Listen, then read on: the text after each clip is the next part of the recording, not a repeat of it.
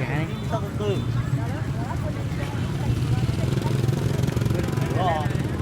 Lên xe đi em ơi.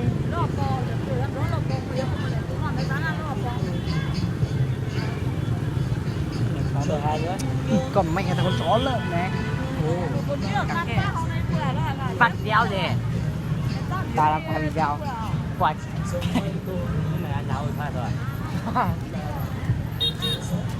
Này phòng đéo đuối nhiều, một trăm là phòng ra. Chả là ta chả lòi buồn là chỉ tôi dưa chưa mà cái phòng cho là cái đó cho phòng. Được chưa? Chả. Chả cái gì thôi. Ta, đây rồi. Nó lỗ về đằng đó. Tôi dưa như thế nào? Cái bóng cho nó. Cua. Đó. Còn chứ. À chưa, thằng làm à? Cua là chơi dưa chỉ bóng cho nó. Cái chính nó là chụp cái thôi đó. Một cái đi nào đấy.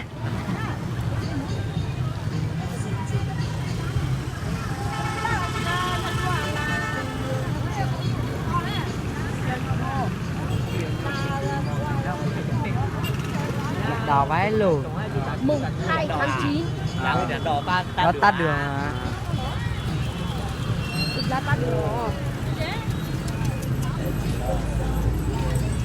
Ui trời ơi. Chín luôn chưa? Quả lọt. Đào bóng đâu? Ui giời xa vãi lùn. Video.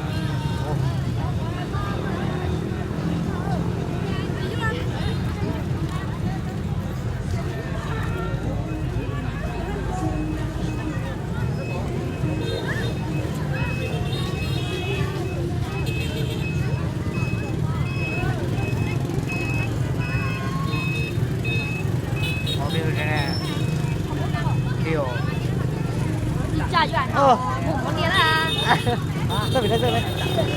Ở ra. Bây giờ phá. À chưa? Nó chặn đường xe à? Kia dùng họ ai như hai mà. Hắn cố ngân xe vàng xứ. Là xứ. Việc là nó dễ ở to.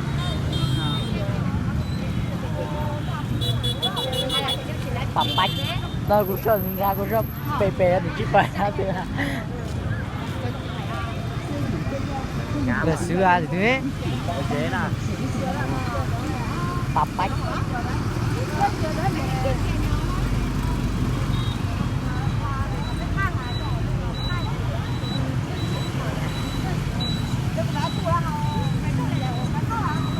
Giờ tiền rồi á. Mới lượt lại là mới đấy.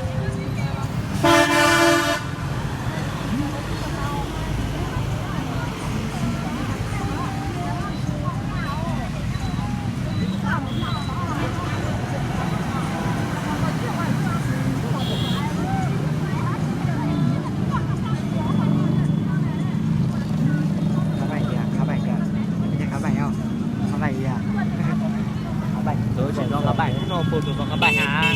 Đáp lỡ tụi các bạn hả? Không. Không phụ đâu. Nhóm bên kia.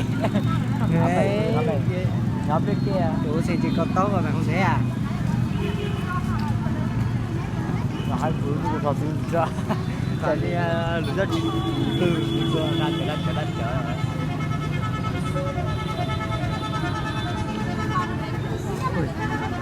À.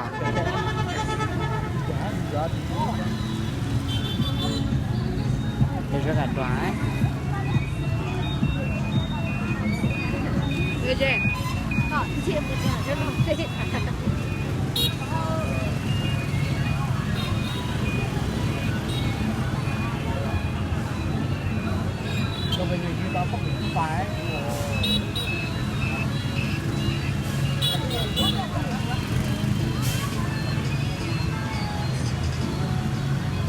Vá mổ chưa đá đá bóng à?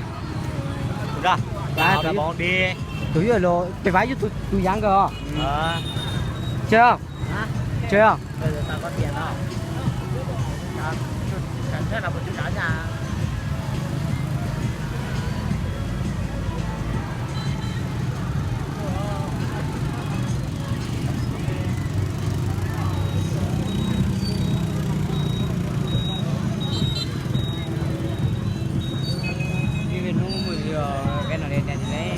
Đi xỉ trong chợ thằng chợ luôn xỉ trong chợ nhưng mà không có đủ trong kia ấy cứ cho nết tế à Cũng là thể thao thể thao